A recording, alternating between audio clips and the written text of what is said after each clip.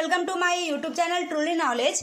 आज के वीडियो में बात करेंगे सेल के बारे में, कोशिका के बारे में पूरा डिटेल से, पूरा अच्छे से जानेंगे कोशिका क्या होते हैं, कितने टाइप के डिवाइड किए गए हैं, किसमें क्या पाए जाते हैं, उसकी खोज किसने की थी।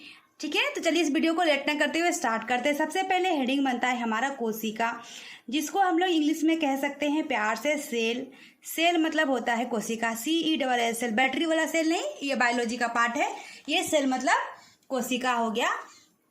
अब कहते किसको हैं, जो भी हमारे बॉडी में मान लीजिए ये मेरा हैंड है, यहाँ पे ऐसे मार दिए दीजिए कि जो कोशिका है हमारा वो मर जाएगा, लेकिन वो कहेंगे किसको, तो शरीर की जो हमारे बॉडी की सबसे छोटी इकाई, सबसे छोटी, जिसको हम लोग देख भी नहीं सकते हैं, उस छोटी इकाई को क्या बोलते हैं, कोशिका बोलते हैं, सेल बोलते हैं। क्या बोलते हैं, शरीर की सबसे छोटी इकाई को, शरीर की सबसे छोटी इकाई को बोलते हैं कोशिका, छोटी इकाई को बोलते हैं कोशिका। चलिए समझने के लिए हम बताते हैं, जैसे कि हम लोग घर बनाते हैं, अपना घर बनाए, घर बनाने के लिए क्या चाहिए हमें, ईटा। क्या चाहिए, मान लीजिए ये हमारा ईटा है, ये हमारा क्या है, ईटा है, तो ढेर सारा ईटा, ये हमारा कोशिका। ईटा को समझेंगे क्या, कोशिका। सबसे छोटा कौन, ईटा, तो ये इसको क्या समझेंगे, कोशिका। तो ढेर सारा ईटा को सीक्वेंस वाइज में, अगर एक ईटा यहाँ पे, एक ईटा यहाँ पे, एक ईटा यहाँ पे लगा देंगे तो क्या दीवार तैयार होगा, नहीं, बिल्कुल नहीं होगा। तो अगर सीक्वेंस वाइज में अगर सब ईटा को हम लोग कनेक्ट कर देते हैं तो क्या बन जाएगा, एक दीवार बन जाएगा। क्या बन जाएगा, वॉल बन जाएगा। वॉल से हमारा रूम बन सकता है कि नहीं बन सकता है, बिल्कुल बन सकता है। तो उसी प्रकार से ये तो हो गया हमारा घर बनाने के लिए। कोशिका के बारे में अगर बात करें तो मान लीजिए ये है हमारा कोशिका, ढेर सारा कोशिका को सीक्वेंस वाइज में अगर हम लोग ने कनेक्ट किया है ना, ये सीक्वेंस वाइज में, ऐसे नहीं, तो ये मान लीजिए सेल है, ढेर सारा कोशिका को हम लोग बना दिए सीक्वेंस वाइज में, तो क्या बन जाएगा, उत्तक बन जाएगा, जिसको इंग्लिश में कहते हैं टिश्यू। क्या बोलते हैं, टिश्यू, जिसको हम लोग बोलते हैं उत्तक। और ढेर सारा उत्तक को मिला देंगे तो क्या बन जाएगा, ढेर सारा उत्तक को मिला देंगे, ढेर सारा टिश्यू को मिला देंगे, क्या बन जाएगा, कोई एक अंग बन जाएगा। जैसे कि आंख, नाक, कान, बाहर का अंग अगर समझने के लिए, फिर अंदर के अंग भी इसी प्रकार से बनते हैं, तो क्या बन जाएगा, अंग बन जाएगा। इसको आप इंग्लिश में कह सकते हैं ऑर्गन्स। क्या बोल सकते हैं, ऑर्गन्स बोल सकते हैं। और ढेर सारा अंग, जैसे आंख, नाक, कान, सब कुछ मिला दिए, ढेर सारा अंग को मिला दिए तो क्या बन जाएगा, हमारा पूरा बॉडी बन जाएगा, है ना, मानव शरीर बन जाएगा, बॉडी बन जाएगा। तो ये है हमारी कोशिका। ठीक है, चलिए आगे बात करते हैं कि कोशिका तो है, लेकिन इसकी खोज किसने की थी। तो कोशिका दो प्रकार की, जैसे कि हाथ में हमने मारा तो इस जगह कोशिका क्या हो गया, मर गया, जो भी अंदर था हमारे यहाँ पे सब मर गया। तो मर गया तो ये मृत कोशिका हो गई ना। तो कोशिका की अगर कोई पूछेगा कि कोशिका की खोज किसने की थी, तो रॉबर्ट हुक ने की थी। किसने की थी, खोज, कोशिका की खोज किसने की थी। तो ये सिर्फ खोज, अगर नॉर्मल क्वेश्चन को पूछेंगे तो कोशिका की खोज किसने की थी, या फिर जो मर गया कोशिका, वो मृत कोशिका को पूछेगा, या सिर्फ को पूछेगा किसी की कोशिका की खोज किसने की थी, तो रॉबर्ट हुक ने की थी। किसने की थी, रॉबर्ट हुक ने की थी। ठीक है, अगर पूछेगा कि जिंदा कोशिका, जब ये साइंटिस्ट चले गए, मर गए, तो एक दूसरा साइंटिस्ट आए, वो बोले कि जिंदा कोशिका की खोज किसने की थी, जिंदा कोशिका की खोज की थी AB हॉक ने। एक हो गया हुक, एक हो गया हॉक। तो ये हो गया हुक, याद करने के लिए। कोशिका की खोज, मर गया कोशिका, डेड सेल, मृत कोशिका मतलब क्या हो गया, डेड सेल। क्या हो गया, डेड सेल की खोज किसने की थी, तो हुक ने की थी। रॉबर्ट किसने की थी, हुक ने की थी। और जिंदा कोशिका की खोज किसने की थी, हॉक ने की थी। लेकिन ये दोनों कोशिका की खोज कर लिए, लेकिन काम क्या है इसका, हमारा संरचना किसने दिया, या फिर इसका सिद्धांत किसने दिया। सिद्धांत की बात करें कि इसी कोशिका की सिद्धांत की बात करें कि इसके बारे में जाना क्या होता है, कैसे वर्ग करता है, तो सिद्धांत के बारे में अगर जानना है तो किसने दिया, स्वेडन एंड स्वान ने दिया। किसने दिया, स्वेडन एवं स्वान ने दिया। सिद्धांत, कोशिका सिद्धांत किसने दिया, तो स्वेडन एवं स्वान ने दिया। ठीक है, तो ये हो गया कोशिका। अब बारी आती है कि खोज तो हो गई, अब बारी आती है सबसे बड़ी, सबसे छोटी कोशिका। ऐसी बारी आती है सबसे बड़ी कोशिका कौन सी हो जाएगी, तो दुनिया की सबसे बड़ी, दुनिया की मतलब पूरे दुनिया की सबसे बड़ी कोशिका क्या हो जाएगी, अंडा। किसका अंडा, दुनिया की सबसे बड़ी कोशिका कौन हो जाएगी, अंडा। किसका अंडा, शुतुरमुर्ग का अंडा। किसका अंडा, शुतुरमुर्ग का अंडा, है ना, जिसको इंग्लिश में हम लोग कह सकते हैं ऑस्ट्रिच। क्या कह सकते हैं? ऑस्ट्रिच, है ना, ऑस्ट्रिच। तो ये हो गया अंडा, सबसे बड़ी कोशिका। ये हो गया अंडा जो कि जानवर के होते हैं। ये हो गया शुतुरमुर्ग का अंडा। कितने बड़े होते हैं? तो नारियल पानी आपने पिया होगा, तो नारियल पानी जो पिया है, नारियल इतने बड़े होते हैं, तो वो उतने बड़े ही कोशिका जो उसके अंडे होते हैं, तो सबसे बड़ी कोशिका शुतुरमुर्ग का अंडा उतना ही बड़ा होता है कोशिका। ठीक है, बात आती है सबसे छोटी कोशिका। क्या बात आती है? सबसे छोटी कोशिका की। तो सबसे छोटी कोशिका कौन है हमारे पूरी दुनिया की? अगर बात करें पूरी दुनिया में सबसे छोटी कोशिका कौन है, तो है माइक्रोप्लाज्मा। क्या है? माइक्रोप्लाज्मा। ये मानव शरीर का है क्या? नहीं, मैं बात कर रही हूँ पूरा दुनिया का सबसे बड़ा और सबसे छोटा। सबसे बड़ा कौन? अंडा, शुतुरमुर्ग का अंडा। सबसे छोटा कौन? माइक्रोप्लाज्मा। अब बात आती है कि मानव शरीर में, तो मानव शरीर क्या हो गया? आदमी। क्या हो गया? आदमी। आदमी में क्या? या तो लड़का या तो लड़की। अगर लड़का की बात करें और लड़की की बात करें, आदमी में दोनों होगा ना, या तो लड़का होगा या तो लड़की होगी। बात करते हैं सबसे आदमी में, मतलब किस में? आदमी में सबसे बड़ी कोशिका लड़की कोशिका होती है। किसकी कोशिका होती है? लड़की की कोशिका होती है, जिसको बोल सकते हैं हम लोग ओवम। क्या बोलते हैं? ओवम बोलते हैं। और आदमी में ही सबसे छोटी कोशिका क्या होती है? स्पर्म। क्या होती है? लड़के में होती है, क्या होती है? स्पर्म होती है। ये हो गया छोटी कोशिका। आदमी में सबसे छोटी कोशिका हो गई, लड़का का हो गया, वो हो गया स्पर्म। और जो लड़की का हो गया सबसे बड़ी कोशिका, अगर आदमी की बात करें तो हो गया ओवम। ये हो गया बड़ा छोटा, सबसे बड़ा सबसे छोटा, और आदमी का सबसे बड़ा और आदमी का सबसे छोटा पढ़ लिया हमने। अब बात आती है लंबी कोशिका की। तो सबसे लंबी कोशिका की बात करें तो सबसे लंबी कोशिका हमारी होती है ब्रेन की कोशिका। क्या होती है? ब्रेन की कोशिका। ब्रेन, है ना, सबसे लंबी कोशिका क्या होती है? ब्रेन की कोशिका होती है। ब्रेन किसका बना होता है? ये न्यूरॉन का बना होता है। ब्रेन किसका बना होता है?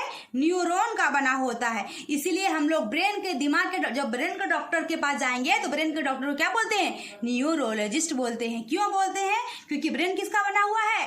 न्यूरॉन का बना हुआ है। इसलिए ब्रेन के डॉक्टर को हम लोग क्या बोल सकते हैं? न्यूरोलॉजिस्ट बोलते हैं। क्या बोलते हैं? न्यूरोलॉजिस्ट बोलते हैं। तो ये हो गई सबसे बड़ी कोशिका। कोशिका की खोज किसने की? तो ये वाला। अब आती है कि जल्दी भरेगा। मान लीजिए कोशिका क्या हो गया, हमें चोट लग गई, हम गिर गए और हमें क्या हो गई? चोट लग गई। सबसे जल्दी कौन भरेगा? भरने वाला कोशिका। सबसे जल्दी कौन भरेगा? हमें आप चाहे तो स्क्रीनशॉट ले सकते हैं, है ना, अगर आप चाहे तो स्क्रीनशॉट ले सकते हैं। अब आती है बारी सबसे जल्दी भरने वाला कोशिका।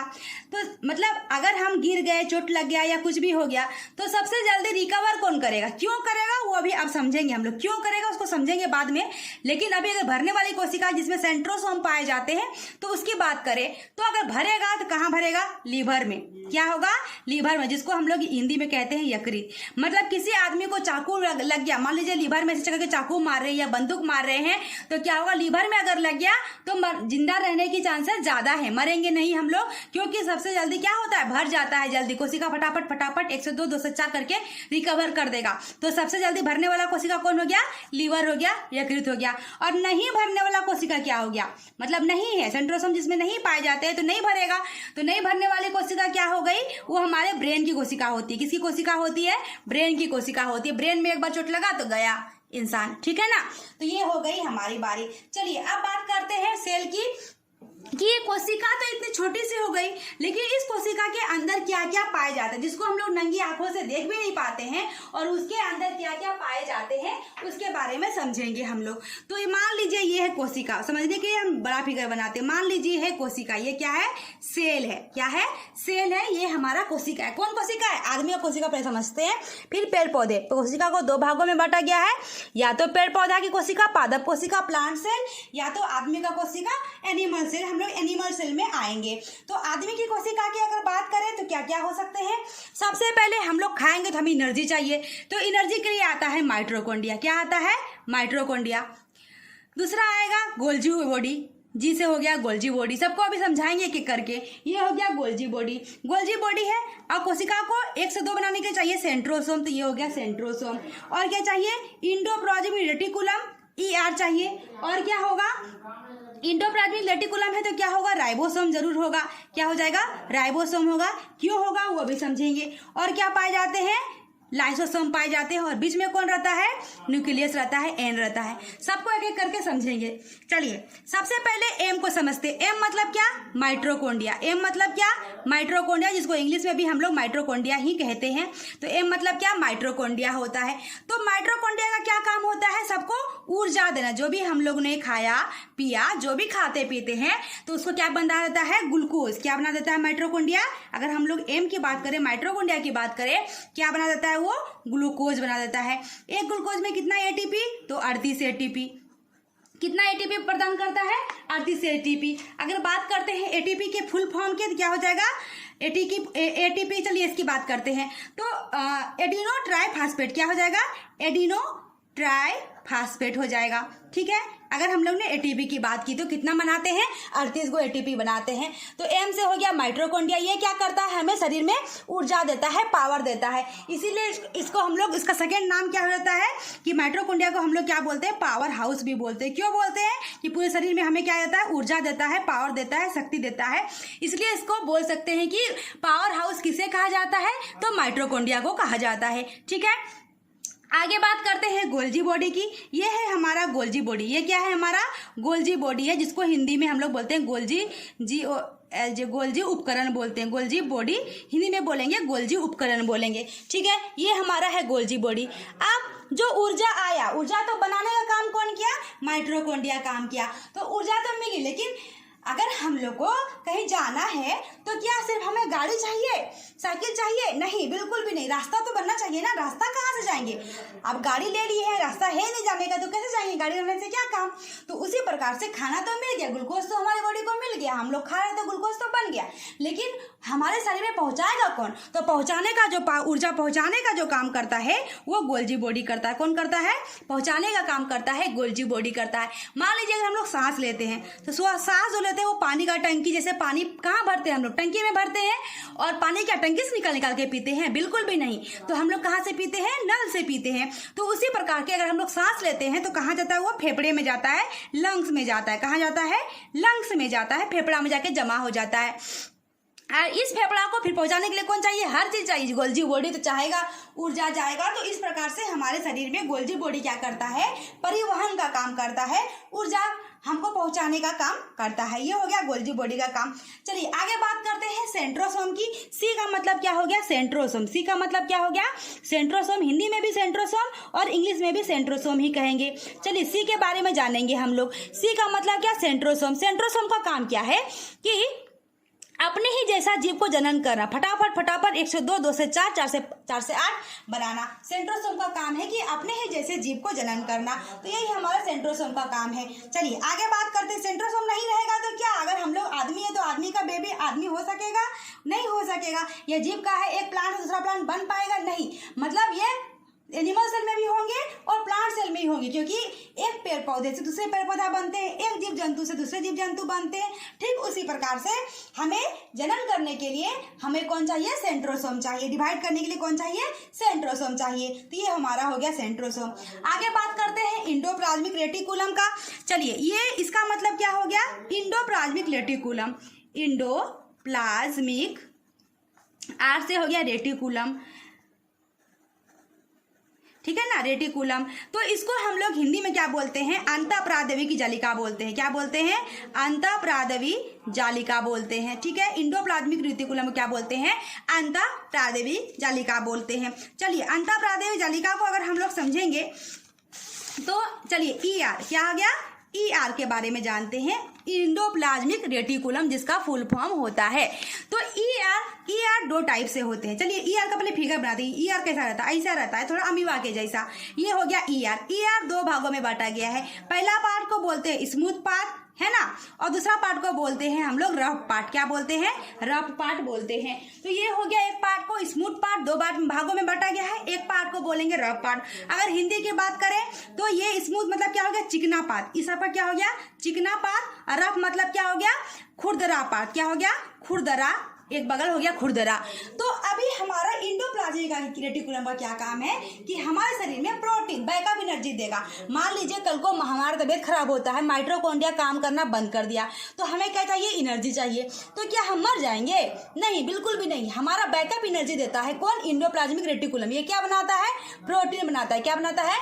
प्रोटीन बनाता है और फैट भी देता है। तो चलिए कौन देता है प्रोटीन, कौन देता है फैट? तो फैट के नाम सुनने से, वसा का नाम सुनने से, तेल का नाम सुनने से चिकना का हमें महसूस होता है।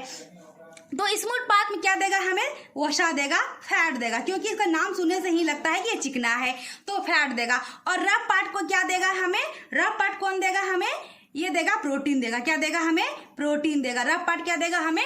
प्रोटीन देगा। रफ पार्ट का भी सारा नहीं देखिएगा, किसी जानवर का कटते हुए आपने देखा होगा। मान लीजिए कोई हमारा घर में कुछ कटता है, तो हम जब हम उसका कुछ निकालते हैं ना, तो उसके ऊपर एक परत रहता है, उसके ऊपर हल्का हल्का कोई हल्का दाना टाइप का कुछ रहता है। तो उसी में जो दाना टाइप का है, उसी में ही हमारा प्रोटीन पाया जाता है, जो दाना टाइप का है। ईआर खुद प्रोटीन नहीं बनाता है। राइबोसोम ईआर प्रदान करेगा। राइबोसोम 2 टाइप का हो गया, समझे ना। तो ये हो गया राइबोसोम का काम, समझिए ईआर, समझे। तो चलिए ये हो गया रफ पार्ट। रफ पार्ट क्या बनाएगा? प्रोटीन बनाएगा। तो ईआर क्या हो गया? Backup energy. अगर क्वेश्चन पूछा जाए बैकअप एनर्जी का काम कौन करता है हमारे बॉडी में, तो इंडोप्लाज्मिक रेटिकुलम या फिर राइबोसोम भी बोल सकते हैं, क्योंकि वही हमारा प्रोटीन बनाता है। अब प्रोटीन को 2 भागों में बांटा गया है। क्या भागों में बांटा गया? राइबोसोम को जो प्रोटीन बनाता है, ये हमें 2 भागों में बांटा गया है। पहला होता है प्रोटीन का ATS। क्या होता है? एक होता है ATS, एक होता है 70S, ठीक है। तो ये ATS है ना, तो नाम से सुनने में देखिए ये 80 से ही बड़ा है ना। ये क्या है? बड़ा है। ये क्या है? 70S है। ये क्या है? छोटा है। तो जो हमारा क्या हो जाता है? बड़ा। हम लोग जो बड़े हैं, हम लोग जो जीव जंतु या किसी भी चीज में, हम लोग में क्या पाया जाता है? हम लोग में सब में पाया जाता है क्या? ATS। क्या पाया जाता है? प्लांट सेल में या एनिमल सेल में क्या पाया जाएगा? ATS पाया जाएगा। आई किसमें? अविकसित, ये यूकैरियोटिक कोशिका में पाया जाएगा। मतलब यू मतलब हम लोग जिसको हम लोग देख नहीं पा सकते हैं उसको बोलते हैं प्रोकैरियोटिक। जिसको हम लोग देख सकते हैं खुली आंखों से उसको बोलते हैं यूकैरियोटिक कोशिका। तो खुली आंख से देख पाते यूकैरियोटिक, खुली आंख से इसको देख पाते हैं, आदमी को देख पाते हैं ना, तो वो हो गया यूकैरियोटिक में आ गया। अगर हम लोग देख पाते जानवर को, हाँ देख पाते हैं, वो हो गया यूकैरियोटिक में आ गया। हम लोग देख पाते हैं पेड़ पौधे को, हाँ देख पाते हैं, तो वो किस में हो गया? यूकैरियोटिक में आ गया। अगर यूकैरियोटिक में है तो क्या हो जाएगा? उसको ATS मिल रहा है। कौन सा मिल रहा है हमें? ATS। तो यूकैरियोटिक कोशिका क्या मिलेगा? यूकैरियोटिक को क्या मिलेगा? ATS मिलेगा। और 70S किसको मिलेगा? अविकसित कोशिका, जो हम लोग नंगी आंखों से नहीं दे सकते। जैसे कि हम कोरोना वायरस, जैसे कि समझने के लिए कोरोना वायरस है, ठीक है ना, ये हमारा काटा बाहर से रखा है, तो ये कोरोना वायरस है। कोरोना वायरस के सेंट्रोसोम पाए जाएंगे, हाँ। तो क्या होता है ना, कोरोना वायरस जैसे कि 1 से 2 बनाएगा, 2 से 4 बनाएगा, तो इसको भी तो एनर्जी चाहिए ना। तो इसको भी जो एनर्जी चाहिए, तो ये हो गया अविकसित कोशिका। ये तो हम लोग नंगी आंख से देख पाते हैं क्या? नहीं। तो इसमें जो पाए जाते हैं 70S पाए जाते हैं जो हमारा, ठीक है। चलिए ये हो गया हमारा इंडोप्लाज्मिक रेटिकुलम, हो गया प्रोकैरियोटिक, यूकैरियोटिक अभी आगे और समझेंगे डिटेल में। तो चलिए ये हमारा इंडोप्लाज्मिक रेटिकुलम का क्या काम हो गया? प्रोटीन बनाना। किसके थ्रू? राइबोसोम के थ्रू बनाता है। और राइबोसोम में क्या प्रोटीन पूरा बनाता है? नहीं, वो 2 भाग बांटा गया है। एक तो भाग आ गया है स्मूथ पार्ट, एक भाग आ गया है क्या? Rough part. स्मूथ पार्ट हमारा बनाएगा फैट, और रफ पार्ट क्या बनाएगा? हमारा प्रोटीन बनाएगा। वो भी पूरा रफ पार्ट बनाएगा क्या? नहीं, जो दाना निकला हुआ रहता है वही बनाएगा हमारा प्रोटीन। कौन सा प्रोटीन? ATS और 70S। तो हम लोग को क्या मिलेगा? ATS मिलेगा। तो चलिए आगे बात करते हैं हम लोग किसका? लाइसोसोम का। देख लीजिए एल से क्या हो गया? लाइसोसोम हो गया। चलिए आगे बात करते हैं हम लोग एल से। एल मतलब क्या? लाइसोसोम। एल मतलब क्या? ये क्या हो गया? लाइसोसोम। इंग्लिश में भी हम लोग क्या बोलेंगे? लाइसोसोम को लाइसोसोम ही बोलेंगे। तो लाइसोसोम का आपने कभी सुना होगा कि इसको आत्महत्या का थैली भी कहते हैं। क्या बोलते हैं? आत्महत्या का थैली भी कहा जाता है। आत्महत्या का थैली क्यों कहा जाता है लाइसोसोम को? क्योंकि इसका क्या काम है कि जैसे कि हमने अभी यहाँ पे मारा, यहाँ कोशिका क्या हो गया? मर गई। या हमें जोर से चोट लगा, तो जोर चोट लगा तो क्या हो गया? कोशिका सारी मर गई, डेड सेल हो गई। तो डेड सेल हो गई तो क्या हम लोग का घर में कचरा रखते हैं, तो कचरा रखते वो क्या हो जाएगा? एक दिन बहुत सारा हो जाएगा, तो क्या उसको सफाई नहीं करेंगे? तो यही सफाई का काम करता है। जिसमें जाएगा, जिसमें सटेगा, वो सारा कोशिका क्या हो जाएगी, मर जाएगी। तो ये अगर मान लीजिए यहाँ पे ढेर सारा कोशिका है, ये लाइसोसोम अगर सटा तो कोशिका क्या हो जाएगी, मर जाएगी, डेड सेल हो जाएगी। तो किसका काम किया लाइसोसोम, क्या सफाई का काम किया। लाइसोसोम किसका काम किया, सफाई का काम किया। इसीलिए इसको क्या बोलते हैं, आत्महत्या का थैली भी कहा जाता है। ये तो हो गया लाइसोसोम की बात, ठीक है। आगे आते हैं, ये हो गया न्यूक्लियस। क्या हो गया, न्यूक्लियस, जिसको हम लोग हिंदी में क्या बोलते हैं, केंद्रक बोलते हैं। न्यूक्लियस को हिंदी में क्या बोलते हैं, केंद्रक। ये बीच में रहता है, कहाँ रहता है, बीच में रहता है न्यूक्लियस। तो चलिए न्यूक्लियस के बारे में थोड़ा जान लेंगे। अभी सबका काम तो आपने समझ लिया, न्यूक्लियस मतलब केंद्रक। न्यूक्लियस का मतलब क्या हो गया, केंद्रक हो गया। सबका काम तो आपने समझ लिया। क्या काम समझा कि माइटोकॉन्ड्रिया क्या काम है, एनर्जी देना। गोल्गी बॉडी क्या काम है, परिवहन करना। सेंट्रोसोम का काम क्या है, विभाजन करना। इंडोप्लाज्मिक रेटिकुलम का क्या काम है, बैकअप एनर्जी, प्रोटीन देना, है ना। लाइसोसोम का क्या काम है, सफाई करना। तो ये सब जो काम है कौन हैंडल कर रहा है, न्यूक्लियस। ये लोग काम करता तो जरूर है, लेकिन ये लोग के पास अपना दिमाग नहीं होता कि अपने से कर दे काम, कुछ दिमाग नहीं होता है। तो ब्रेन का काम करता है, मतलब तुम लाइसोसोम को बोलेगा जाओ सफाई करो, सफाई करेगा। माइटोकॉन्ड्रिया को बोलेगा जाओ ऊर्जा बनाओ, तो वो ऊर्जा बनाएगा। गोल्गी उपकरण को बोलेगा जाओ परिवहन करो, तो वो परिवहन करेगा। किसके कहने पे करेगा, तो यही न्यूक्लियस के कहने पे करेगा। तो मतलब ये सबका क्या हो गया, फादर हो गया। तो न्यूक्लियस के कहने पे करेगा ये। तो इसको इसीलिए हम लोग क्या बोलते हैं, ब्रेन ऑफ सेल।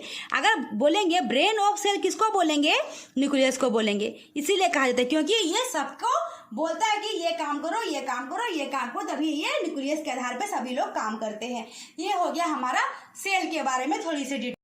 हम लोग ने केंद्रक के बारे में जान गया कि ब्रेन ऑफ सेल कहलाता है। तो इस केंद्रक के बाद अब बारी आती है हमें कि इस केंद्रक के अब जो है इसके अंदर भी कुछ एक प्रकार का द्रव पाया जाता है। इसके अंदर तो ये पूरा जो कोशिका है, कोशिका में एक पतली झिल्ली में रहता है, जिसको हम लोग कोशिका झिल्ली भी जैसे कि पॉलीथीन में दूध लेके आते हैं या पॉलीथीन में चाय लेके आते हैं, तो गिर सकता है ना, अगर हल्का सा भी लगे तो गिर सकता, तो फट सकती है। तो ये एक झिल्ली रही, ये सारा कहाँ है, एक झिल्ली में। ये पॉलीथीन है, एक झिल्ली है, इसको कोशिका झिल्ली भी कह सकते हैं आप। तो इसके अंदर भी जैसे कि आप क्या है, जैसे कि हम लोग दौड़ रहे हैं, मान लीजिए यहाँ कोशिका, यहाँ चोट लग गई, दौड़ रहे हैं, तो हम लोग क्या ज्यादा जोर से तेजी से दौड़ रहे हैं तो गिर जाएंगे हम लोग, या चोट लग जाएगी हम लोगों को। तो सब आपस में क्या क्या कोशिका के अंदर क्या क्या, माइटोकॉन्ड्रिया है, गोल्गी बॉडी है, सेंट्रोसोम है, बहुत कुछ है। तो आपस में लड़ जाएंगे ना, को किसका क्या काम है उसको समझ में नहीं आने लगेगा। तो इसलिए इसके अंदर डाला गया है, एक जीव पाए जाते हैं। कौन सा, इसमें द्रव पाए जाते हैं। क्या पाए जाते हैं, द्रव पाए जाते हैं। इसमें एक प्रकार का द्रव पाए जाते हैं। ये क्या है, कोशिका। ये क्या है, कोशिका। तो कोशिका द्रव हो जाएगा। हिंदी में क्या बोलेंगे, इसके अंदर क्या पाया जाएगा, कोशिका द्रव भी पाया जाएगा। और कोशिका क्या बोलते हैं, साइटो। तो साइटोसेल बोला जाए, क्या बोला जाएगा, इंग्लिश में बोलेंगे तो साइटोसेल बोलेंगे। तो इसमें कोशिका द्रव पाया जाता है। इसका क्या काम है आगे समझेंगे। और एक केंद्रक के भी अंदर एक प्रकार का द्रव पाया जाता है। केंद्रक के भी अंदर द्रव पाया जाता है। तो केंद्रक को, न्यूक्लियस को हिंदी में क्या बोलते हैं, केंद्रक बोलते हैं।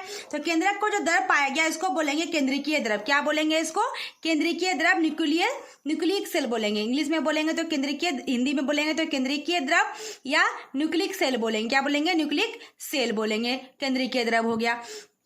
अब बात करते हैं कि अब वैज्ञानिक आया। अब केंद्रक से याद है कि केंद्रक का अभी खोज किसने किया था। जिस प्रकार से अभी हम लोग सेल पढ़ रहे हैं, तो सेल, हुक, हॉक हमने पढ़ा, मृत कोशिका, जीवित कोशिका की खोज रॉबर्ट करके हमने पढ़ा।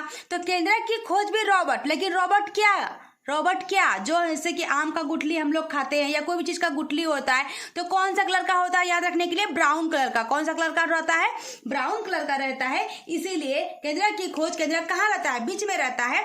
आम का गुठली या लीची की गुठली सब कहाँ रहता है, बीच में रहता है। और वो कौन कलर का रहता है, ब्राउन कलर का रहता है। इसीलिए केंद्रक की खोज किसने की थी, तो रॉबर्ट ब्राउन ने की थी। याद रखेंगे, केंद्रक की खोज अगर बात करें, केंद्रक का खोज किसने किया था, तो रॉबर्ट ब्राउन ने किया था। रॉबर्ट ब्राउन ने किया था, ठीक है ना, रॉबर्ट ब्राउन ने किया था। ब्राउन से याद रखेंगे कैसे, आम का गुठली ब्राउन कलर का होते हैं, या किसी भी लीची का गुठली बीच में रहते हैं, वो ब्राउन कलर के होते हैं। तो रॉबर्ट ब्राउन ने किया था। ये तो हो गई बात। अब आती वैज्ञानिक की बारी की। वैज्ञानिकों ने सोचा, इसमें अभी हमने पढ़ा है किसका, माइटोकॉन्ड्रिया का ऊर्जा गिरी है ना, सबका अलग अलग काम है इसी प्रकार से। तो सबसे इंपॉर्टेंट कौन, तो वैज्ञानिक लोग पता लगाए। तो सबसे पहले क्या किया वैज्ञानिक लोगों ने, सब कुछ एक करके निकाला। अगर माइटोकॉन्ड्रिया निकाल के देखा तो उसके रिस्पेक्ट में कौन काम कर दिया, बैकअप एनर्जी काम कर दिया, इंडोप्लाज्मिक रेटिकुलम। इसी प्रकार से कुछ ना कुछ काम होते ही गया। लेकिन तब दूसरे एक वैज्ञानिक आए। वो वैज्ञानिक ने क्या किया, ये कोशिका द्रव है, इसी को निकाल लिया। कोशिका द्रव क्या हुआ, इसी को निकाल लिया। ये कोशिका द्रव क्या काम करता है, सबसे पहले ये समझेंगे। कोशिका द्रव जो काम करता है, जैसे कि हमारा बर्तन है, घर में क्या रहते हैं, बर्तन रहते हैं। तो बर्तन जो रहते हैं, उस घर में बर्तन है, मान लीजिए कोई कोशिका द्रव है, हमारा घर में बर्तन है, बहुत सारे बर्तन है, एक के ऊपर एक बर्तन रखे हुए हैं, तो क्या होगा, आवाज करेगा। इसी प्रकार से बहुत सारा अंदर में हमारा सामान है कोशिका के अंदर, तो आपस में लड़ेगा नहीं, तो इसलिए इसमें द्रव भरा गया, कोशिका द्रव, ताकि वो सबको अलग अलग बांट के रखेगा, इधर उधर नहीं जाएगा और लड़ेगा भी नहीं। तो इसमें कोशिका द्रव पाए गए। इस कोशिका द्रव का तो यही काम है कि आपस में एक दूसरे को मिलने के लिए नहीं देगा, ताकि अपना अपना जगह में स्थिर रहे। तो क्या निकाला, ये भी एनर्जी देता है। क्या करता है, कोशिका द्रव को निकाले। एक वैज्ञानिक आए, इसी कोशिका द्रव को निकालिए। क्या निकालिए, इस कोशिका द्रव को निकालिए। तो उन्होंने देखा क्या कोशिका द्रव को निकालने से ये सब स्क्रीन से खींच के निकाल ले कोशिका द्रव को। कहाँ का, बाहर का, न्यूक्लियस के अंदर का रहने दिया, तो बाहर का निकाला, सब सूख के मर गया। क्या हो गया, सूख के मर गया, आपस में लड़ गया, मर गया। तो फिर भी काम किया कौन, न्यूक्लियस। न्यूक्लियस का मेन काम है, ये ब्रेन का काम करता है न्यूक्लियस, सबको बताएगा तुम्हारा ये काम है। तो ब्रेन का काम कर रहा है, तो दूसरे बगल के कोशिका, आसपास के कोशिका को बुला के काम करवाने लगा। तो काम तो चल ही गया हमारा। तो फिर दूसरा वैज्ञानिक आया, बोला कि नहीं, ये निकाल के नहीं होगा। तो न्यूक्लियस का द्रव निकाल के, ये कोशिका द्रव को नहीं निकाला, कौन सा द्रव को निकाला, न्यूक्लिय द्रव को निकाला, मतलब केंद्रीय द्रव को निकाला बाहर, शरीर से बाहर। तो क्या देखा कि केंद्रीय द्रव सूख गया, लेकिन आसपास का दूसरा केंद्रीय, दूसरा और भी तो न्यूक्लियस पाए जाएंगे ना हमारे बॉडी में, बहुत सारे कोशिका होते हैं, तो बहुत सारी कोशिका होते हैं, बहुत सारे सब कुछ होंगे। तो दूसरा केंद्रक से काम चला लिया गया, और ये वाला सूख के मर गया। बाकी बात ये सब दूसरा केंद्रक से, दूसरा केंद्रक का बात मानने लगा, ये काम करो, ये काम करो, जिसका जो काम है काम करने लगा, तो काम तो चल गया। तो पता चले क्या इंपॉर्टेंट, सबसे इंपॉर्टेंट हमारे में बॉडी में क्या। तो फिर एक वैज्ञानिक आए, उन्होंने क्या बोला, इस कोशिका द्रव को और इन न्यूक्लियस द्रव को दोनों को मिला के अगर निकाल दिया जाए, दोनों को निकाल दिया जाए, तो दोनों काम नहीं करे, दोनों मर गया और पूरा उसी पे आधारित हो गया। तो इस दोनों द्रव को मिला के एक नाम दिया गया, जिसको बोला जाता है जीव द्रव। क्या बोला जाता है, जीव द्रव। इसको बोलते हैं कोशिका द्रव को साइटोसेल, केंद्रीय द्रव को बोलेंगे क्या, न्यूक्लियस सेल, और जीव द्रव आ गया, इसका इंग्लिश क्या बोलेंगे हम लोग, प्रोटोप्लाज्म। क्या बोलेंगे, प्रोटोप्लाज्म बोलेंगे। तो जीव द्रव, तो सबसे ज्यादा इंपॉर्टेंट कौन हो गया हमारे लिए, जीव द्रव हो गया ना। मतलब दोनों को निकाल देंगे तो क्या होगा, कोशिका मर ही जाएगी। तो हमारा काम हो पाएगा क्या, नहीं हो पाएगा। हमारे बॉडी में जिसका जो भी काम है, काम हो पाएगा, बिल्कुल भी नहीं हो पाएगा। तो सबसे ज्यादा इंपॉर्टेंट किसी को मानेंगे, तो किसको मानेंगे, जीव द्रव, प्रोटोप्लाज्म है हमारे कोशिका के अंदर। ठीक है, ये तो हो गई कोशिका की बात, हमारे प्रोटोप्लाज्म, न्यूक्लियस, और ये हमारे द्रव की बात हो गई। अब फिर वैज्ञानिक आगे न्यूक्लियस को फाड़ के देखा। वैज्ञानिक शांत बैठने वाले किधर है, तो ये न्यूक्लियस को फाड़ के देखा कि न्यूक्लियस के अंदर भी तो कुछ होगा, क्या नहीं। तो न्यूक्लियस, जब अब न्यूक्लियस को थोड़ा सा इंपॉर्टेंट है, इसके बारे में जानेंगे, सिर्फ और सिर्फ न्यूक्लियस को जानेंगे। ये हो गया हमारा एन, ये हो गया केंद्रक। जब हमारा केंद्रक आ गया, तो इस केंद्रक में उन्होंने क्या देखा कि कुछ है जो हमारा इस टाइप का है, इस टाइप का आकार में जोड़ा में रखा हुआ है। कोई भी चीज, हमारा आंख है किसमें है, जोड़ा में, नाक भी किसमें, जोड़ा में, मुंह का जबड़ा भी क्या है, ऊपर है, नीचे जोड़ा में, हाथ भी क्या है, दोनों साइड है, पैर भी क्या है, दोनों साइड है।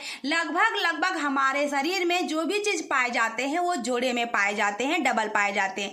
इसी प्रकार से वैज्ञानिक ने खोज किया, तो इसके अंदर देखा एक्स के आकार का कुछ है, एक्स के आकार का क्या है, कुछ है, मतलब एक इधर है और एक इस साइड है। तो उन्होंने देखा, तो इसका नाम क्या पड़ गया, क्रोमोसोम। क्या नाम पड़ गया, क्रोमोसोम। तो हमारे शरीर में कितने क्रोमोसोम होते हैं, 23 जोड़ा होते हैं। कितने होते हैं, 23 पेयर होते हैं। अगर संख्या की बात करें नंबर के, तो 46 होते हैं। तो वही क्वेश्चन पूछेगा कि हमारे शरीर में कितने क्रोमोसोम है, तो 46 या 23 जोड़ा बोल सकते हैं क्रोमोसोम। ठीक है, तो फिर वैज्ञानिकों ने क्या किया, ये क्रोमोसोम को फिर खंगाला कि क्रोमोसोम के अंदर भी कुछ है क्या। मान लीजिए एक बड़ा क्रोमोसोम को निकाल लिया, एक मान लीजिए एक क्रोमोसोम को निकाल लिया, दो, एक जोड़ा हो गया ना, दो क्रोमोसोम को निकाला, एक जोड़ा को निकाल लिया। इस जोड़ा के अंदर जब देखा, तो इसको यहाँ से काट दिया। काट देने के बाद देखा, जैसे काट दिया, ऐसा बहने लगा, तो काट दिया, तो इसमें एक द्रव पाया गया। कौन द्रव, स्प्रिंग टाइप का एक द्रव पाया गया। कौन सा द्रव पाया गया, स्प्रिंग टाइप का एक द्रव पाया गया, जिसका हम लोगों ने, उन लोगों ने क्या देखा, क्रोमोसोम के बाद क्या आ गया हमारा अंदर में, डीएनए का नाम तो आपने सुना ही होगा। तो क्या हो गया, डीएनए। उसके अंदर भी फाड़ा, उसके अंदर भी कुछ निकल गया। क्या निकल गया हमारा, उसके अंदर जीन निकल गया। अगर हम लोग बात करें किसकी, जीन की बात करें, तो जीन क्या काम करता है, पीढ़ी दर पीढ़ी गुणधर्म को रटा है, वो हम लोगों ने रटा होगा। लेकिन यहीं से लाता है कि हमने कहाँ से पढ़ा, न्यूक्लियस का क्या काम है, न्यूक्लियस क्या बोलता है, सेंट्रोसोम को विभाजन करो, यही काम है न्यूक्लियस, सबको सब काम बांटा हुआ है, तो वो बोले बोलेगा विभाजन करो। तो ये न्यूक्लियस के अंदर क्या पाया गया, क्रोमोसोम पाया गया। क्रोमोसोम के अंदर क्या पाया गया, डीएनए डीऑक्सी राइबोन्यूक्लिक एसिड पाया गया। डीएनए के अंदर क्या पाया गया, जीन पाया गया, जो हमारे गुणसूत्र को हमारे इसको पीढ़ी दर पीढ़ी जो भी हमारे गुण रहते हैं इसी से लाता है। ये हमारे किसके काम हो गए, जीन के काम हो गए। मान लीजिए समझने के लिए, मान लीजिए ये गाय है, कोई गाय है हमारे, कोई और गाय है इंडिया में नहीं है, कहीं और पाए गए। ये मान लीजिए गाय है जो कहाँ पाए गए, हमारे न्यूजीलैंड में या फिर कहीं और पाए गए, ठीक है ना, कहीं और पाए गए। गाय 80 लीटर दूध देती है, कितना भी लीटर दूध देती है, ठीक है। और एक गाय है हमारे इंडिया की जो 10 लीटर दूध देती है। तो इसी जीन को निकाल कर क्या किया, थोड़ा सा निकाल के ये जीन को निकाल के, विज्ञानी तो करते रहते हैं, इसका निकाल के इसमें डाल दिया नस्ल, और इसका तो वही मतलब जो 80 लीटर दूध देती है यहाँ लाके डाल दिया। तो क्या हो गया, इस गाय में सब कुछ, मतलब 80 लीटर तो कैपेसिटी नहीं हो पाएगी ना, अब उसका शेप साइज अलग अलग होगा तो सब कुछ नहीं, लेकिन एवरेज क्या हो गया, ये 80 लीटर पे जो नस्ल निकाल के दे दिए हम लोग, यहाँ से जीन निकाल के इसका दे दिए। कहाँ क्या निकाल के दिए, जीन में भी चार चीज पाए जाते हैं, आपने नाम सुना होगा। तो इस जीन का जो नाम निकाल के दे दिए, नस्ल निकाल के दे दिए, तो वो भी कितना एवरेज 50 लीटर लगभग देने लगी। तो ये थी जीन की कहानी। तो ये हम लोग इतना ही जानेंगे इसके न्यूक्लियस के अंदर, आगे के अगले क्लास में जानेंगे। चलिए अब जानते हैं हम लोग प्लांट सेल के बारे में, थोड़ा सा प्लांट सेल में क्या क्या पाए जाते हैं। अब आगे जानेंगे कि सेल को 2 भागों में बांटा गया है, एक होता है प्लांट सेल, एक होते हैं एनिमल सेल। जो हमने पढ़ा एंडोप्लाज्मिक रेटिकुलम, न्यूक्लियस पढ़ा, या फिर हमने जो भी पढ़ा सेंट्रोसोम पढ़ा, क्या दोनों में पाए जाते हैं, एनिमल सेल में पाए जाते हैं और प्लांट सेल में पाए जाते हैं, या फिर नहीं पाए जाते हैं तो क्यों नहीं पाए जाते हैं। तो चलिए इसके पहले हम लोग थोड़ा सा और समझेंगे प्लांट सेल में क्या क्या हो सकते हैं।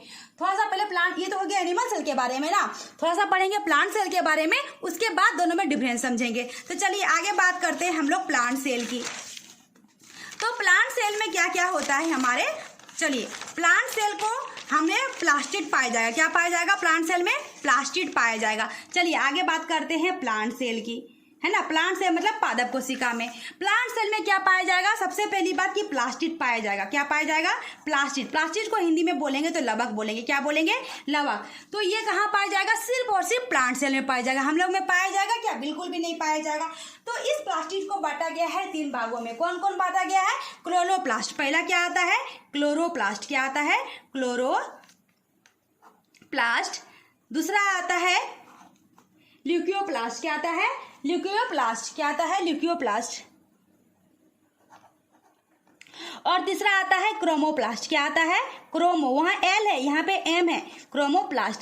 तीनों का हिंदी में जानेंगे। क्लोरोप्लास्ट को बोलते हैं, क्लोरो को बोलते हैं हरित, और प्लास्ट मतलब तो आपने जाना ही, लवक। क्या, लवक। तो ये हो गया हरित लवक।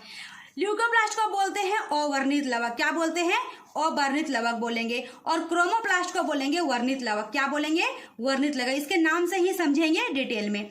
तो चलिए ये कहाँ पाएगा, सिर्फ और सिर्फ प्लांट सेल में, पादप कोशिका में पाए जाएंगे। तो ये लवक जो है हमें क्या, जैसे कि हम लोग को खाना चाहिए तो क्या करेंगे, चावल लाएंगे, दाल लाएंगे, फिर उसको कहाँ डालेंगे, गैस पर डालेंगे, फिर खाना बनाएंगे, फिर खाएंगे। तो अगर हम लोग से गैस ही छीन लिया जाए तो क्या हम लोग खाना बना पाएंगे, बिल्कुल भी नहीं बना पाएंगे। तो इसी प्रकार से प्लांट सेल को, पेड़ पौधे को बढ़ने के लिए खाना बनाता है। वो लोग कहाँ बनाता है जानते ही हैं, फोटोसिंथेटिक से, प्रकाश संश्लेषण से। क्या, जड़ से खनिज लवण लेता है और वातावरण से क्या लेता है, कार्बन डाइऑक्साइड लेता है, सूर्य से प्रकाश लेता है। पत्ता में क्या रहता है, पर्णहरित रहता है, क्लोरोफिल रहता है। और कहाँ खाना बनाता है, पत्ता में खाना बनाता है। तो पत्ता में जो खाना बनाने का काम किया ना, कौन किया, क्लोरोप्लास्ट। कहाँ क्या काम किया, पत्ता में खाना बनाने का। अगर क्लोरोप्लास्ट नहीं रहेगा ना तो खाना बनेगा ही नहीं, पेड़ पौधा का खाना बनेगा ही नहीं। खाना बनाने का काम कौन किया, कहाँ पे, पत्ता में। तो कौन काम किया प्लांट सेल में, क्लोरोप्लास्ट। चलिए मान लीजिए अगर हम लोग खाना डेली खा रहे हैं, क्या हम लोग एक दिन खाना अगर नहीं खाएंगे तो क्या हम लोग मर जाएंगे। नवरात्रि में फास्टिंग करेंगे तो क्या हम लोग मर जाएंगे, नहीं। वो क्यों नहीं मरते हैं, या हम लोग को थोड़ी सी वीकनेस आती है, क्यों आती है, क्योंकि जो हमारा पहले का खाना, जो हमने बचपन से खाया या कल को खाया है और आज हमने फास्टिंग किया, तो वो खाना हमारा बैकअप एनर्जी में रहता है, स्टोर रहता है हमारे बॉडी में। ठीक उसी प्रकार से प्लांट सेल में भी क्या रहता है, स्टोर रहता है। मान लीजिए आज हमने प्लांट में पानी नहीं दिया तो वो प्लांट के तुरंत मर जाते हैं, बिल्कुल भी नहीं मरते। देखे होंगे आम का पेड़ या बबूल का पेड़ या कोई सा का पेड़ में आपने देखा होगा कि बाहर जब उसमें ज्यादा उसमें सब कुछ हो जाते हैं ना, तो बाहर वो लोग ज्यादा खाना मिल जाता है वो लोग को, तो बाहर वो लोग निकलते हैं द्रव बन के। मतलब जैसे कि ये एक प्लांट है, प्लांट के बाहर थोड़ा थोड़ा लिक्विड टाइप का निकला हुआ रहेगा, गांठ टाइप का निकला हुआ रहेगा, तो वो ज्यादा खाना उसको मिल गया। वो खाना कब काम में आएगा? जब वो पतझड़ का मौसम आ गया, पत्ता सारे झड़ गए, तो पत्ता है ही नहीं, तो वो खाना कहाँ बनाएगा? तो वो उस टाइम में काम में आएगा। अगर पूछा जाए कि हरित लवक क्या सिर्फ पत्ते में पाए जाते हैं? नहीं, जहां जहां पेड़ हरा है, तना अगर हरा है, तना में भी हरित लवक है, क्लोरोप्लास्ट है, तो वहां वहां हमें हरित लवक मिलेंगे। तो वो बैकअप एनर्जी का काम कौन करेगा? ये काम करेगा ल्यूकोप्लास्ट। कैसे काम करेगा? तो ये काम करेगा जैसे कि अगर एक दिन प्लांट में हमने पानी नहीं दिया, एक दिन पौधे में हमने पानी नहीं दिया, वो पौधा मरेगा क्या? नहीं मरेगा। डेली अगर छोटा पौधा डेली नहीं देगा तो वो मर जाएगा। मान लीजिए आम का पेड़ है, बड़े पेड़ है, शीशम का पेड़ है, कोई चीज का पेड़ है, उसमें पानी देने की जरूरत पड़ती है? नहीं पड़ती है। कभी कभी दे देते हैं, या बारिश के टाइम में ऑटोमेटिक पड़ती है तो वो ले लेता है। तो वो बैकअप एनर्जी, मतलब वो प्लांट क्यों नहीं मरा? क्योंकि उसके पास बैकअप एनर्जी है कि पहले का जो पानी है, पहले का जो भोजन है उसके पास ऑटोमेटिक वो स्टोर करके रखा है। कहाँ स्टोर करके रखा है? तो कहाँ रखा है? ल्यूकोप्लास्ट में। जैसे कि हम लोग खाना कहाँ स्टोर करके रख सकते हैं? 2-3 गैस नहीं है तो 1-2 दिन का खाना हम लोग फ्रिज में क्या कर सकते हैं? स्टोर करके रख सकते हैं, कि ताकि आज गैस नहीं है तो आज का खाना हम लोग फ्रिज वाला खा लेंगे। तो उसी प्रकार से पेड़ पौधे भी अपना खाना बैकअप एनर्जी में बचा के रखते हैं, खाना स्टोर करके रखते हैं। कहाँ रखते हैं? तो ल्यूकोप्लास्ट में रखते हैं, जिसको बोलते हैं अवर्णित लवक। इसका कोई कलर नहीं होता है। तो खाना स्टोर करने का काम कौन किया? ल्यूकोप्लास्ट किया। ठीक है। अब बारी आती है क्रोमोप्लास्ट की। क्रोमोप्लास्ट का हिंदी क्या हुआ? वर्णित लवक। इसका नाम से ही लगता है कि ये कलर देगा, रंग देगा। क्या देगा? रंग देगा। क्रोमोप्लास्ट क्या देगा? रंग देगा। अब ये रंग देगा मतलब क्या? कलर देगा। मतलब कोई भी प्लांट अगर पत्ते अगर दूसरे कलर के हैं तो रंग देने का काम किया। और कोई भी फ्रूट, मान लीजिए हम लोग एप्पल खा रहे हैं, हल्का ऑरेंज, हल्का पीला कलर का रहता है या रेड कलर का रहता है, या हम लोग लीची खा रहे हैं तो ब्राउन कलर का रहता है, या हम लोग गाजर खा रहे हैं तो रेड कलर का रहता है, या फिर येलो हल्का रहता है। तो किस चीज के कारण रहता है गाजर? कैरोटीन के कारण रहता है। तो अलग अलग नाम है किसमें क्या पाए जाते हैं। तो ये कलर देने का काम करता है। या कोई फूल कलरफुल है, या मान लीजिए गुड़हल का फूल है ना, या फिर मान लीजिए जास्मिन का फूल है, व्हाइट कलर का है, तो ये कलर देता है। सब प्लांट को क्या देता है? कलर देता है। कलर देने का काम कौन करता है? क्रोमोप्लास्ट करता है। तो अगर बात करें तो प्लांट सेल की, अगर बात करें एनिमल सेल की, तो एनिमल सेल में क्या होते हैं? हम लोग में अगर बात करें कि हम लोग क्या अगर हम लोग में ज्यादा क्रोमोप्लास्ट हो जाएगा ना, मान लीजिए हम लोग तो नहीं लेते हैं, क्रोमोप्लास्ट हम लोग में नहीं है, मान लीजिए हम लोग पत्ता उत्ता खाना स्टार्ट कर दिए, ज्यादा क्रोमोप्लास्ट हो गया, हम लोग भी हरे हो जाएंगे। मान लीजिए हम लोग ज्यादा गाजर खा लिए ना, तो गाजर में क्या पाए जाते हैं? यही क्रोमोप्लास्ट पाए जाते हैं। कौन सा? तो कैरोटीन पाए जाते हैं। अगर हम लोग ज्यादा गाजर खा लेंगे, बहुत ज्यादा खा लेंगे, तो हम लोग का स्किन हल्का क्या गाजर के जैसा हो जाएगा। तो वो हमारे ऊपर डिपेंड करता है कि हम लोग कितना खाएंगे, किस तरीके से हमें रहना है। तो अगर बात करें एनिमल सेल की, मतलब हम लोग जीव जंतु क्या हम लोग में पाए जाते हैं? ये सब चीज बिल्कुल भी नहीं पाए जाते। हम लोग में पाए जाते हैं मेलानिन। क्या पाए जाते हैं? मेलानिन पाए जाते हैं। यही मेलानिन के कारण क्या हो जाता है? मेलानिन के कारण क्या होता है हम लोगों का, कि हम लोग का स्किन गोरा है, काला है, व्हाइट है, सांवला है, तो उसके ऊपर डिपेंड करता है। अगर मेलानिन की कमी हो जाएगी, मेलानिन हमारे शरीर में नहीं रहेगा, तो स्किन हो जाएगा व्हाइट। क्या हो जाएगा? गोरा हो जाएगा। तो बायोलॉजी के हिसाब से अगर क्या बोलेंगे, गोरा आदमी अच्छा होता है? बिल्कुल भी अच्छा नहीं होता। कैसे? समझने की बात है, हमारे ऊपर से आया सूर्य की किरण से, उधर से आ गया यूवी रे। कौन सा रे आया? UV ray. ये बहुत खतरनाक रे होता है। क्या होता है? खतरनाक रे होता है। कौन सा?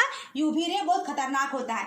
अगर यूवी जिस भी आदमी में, जिस भी जीव जंतु में क्या मेलानिन की कमी है, तो यूवी रे जो है ज्यादा इफेक्ट करेगा और उसको कैंसर होने के चांसेस रहते हैं। इसीलिए बायोलॉजी के हिसाब से अगर देखा जाए तो जो जिसका स्किन ज्यादा व्हाइट है उसको कैंसर होने के चांसेस हैं। ऐसा नहीं है कि हो ही जाएगा, लेकिन उसको कैंसर होने के चांसेस होते हैं। और जिसमें जो आदमी सांवला है या जो आदमी काला है उसमें मेलानिन ज्यादा पाए जाते हैं, तो उसको कैंसर होने के चांसेस क्या हो जाते हैं? कम हो जाते हैं। तो चलिए, ये थी प्लांट सेल के हमारे प्लास्टिड के बारे में। अब बारी आती है डिफरेंसेस के बारे में, कि एनिमल सेल और प्लांट सेल को हम लोग डिफरेंस कैसे करें, किसमें क्या पाए जाते हैं, किसमें क्या नहीं पाए जाते हैं। ज्यादा डिफरेंस नहीं समझेंगे, 2-3 डिफरेंस भी समझेंगे, ताकि एग्जाम के लिए हमारा इंपॉर्टेंट पॉइंट ऑफ व्यू से इंपॉर्टेंट हो जाए। तो चलिए आगे बात करते हैं। ये हमारा हो गया, मान लीजिए ये प्लांट सेल, ये हो गया मान लीजिए इसको मान लेते हैं हम लोग, मान लीजिए ये मान लेते हैं हम लोग एनिमल सेल, ये हम लोग है, ठीक है, ये एनिमल सेल है। इसको मान लेते हैं प्लांट सेल, ये पादप कोशिका है। ये क्या है? पादप कोशिका। इसको मान लेंगे जंतु कोशिका। क्या है? जंतु कोशिका है। और ये क्या है? पादप कोशिका। ये क्या है? पादप कोशिका है। ठीक है, सेल मतलब कोशिका। ठीक है ना। तो अभी क्या, जैसे कि हम लोग को ठंडी लगती है तो हम लोग क्या पहनते हैं, स्वेटर पहनते हैं। अगर हम लोग की गर्मी लगती है तो क्या पहनते हैं हम लोग, क्या पहनते हैं हम लोग, सूती कपड़ा पहनते हैं। अगर हम लोग को बारिश में जाना है तो क्या करते हैं हम लोग, छाता लेके जाते हैं ताकि हम लोग गीले नहीं हो जाए। तो इसी प्रकार से क्या पेड़ पौधे भी जाते हैं, मूवमेंट करते हैं क्या, बिल्कुल भी नहीं करते हैं। तो वो लोग को क्या ठंडा नहीं लगता है, तो नहीं, वो लोग का जो है प्लांट में एक्स्ट्रा चीज पाए जाते हैं। क्या पाए जाते हैं, एक वाल पाए जाते हैं, उसका नाम है सेल वाल। क्या नाम है, सेल वाल नाम है उसका, नाम क्या है, सेल वाल नाम है, जिसको हिंदी में हम लोग कोशिका भित्ति कह सकते हैं। तो किसमें, सिर्फ और सिर्फ किसमें हुआ, प्लांट सेल में हुआ। एनिमल सेल में होता है क्या, नहीं नहीं, बिल्कुल भी नहीं होता है, सिर्फ और सिर्फ किसमें होता है, प्लांट सेल में होता है। तो एक अंदर तो यहीं से निकल गया कि एनिमल सेल में जंतु कोशिका में कोशिका भित्ति नहीं पाई जाती है, पादप कोशिका में कोशिका भित्ति पाई जाती है।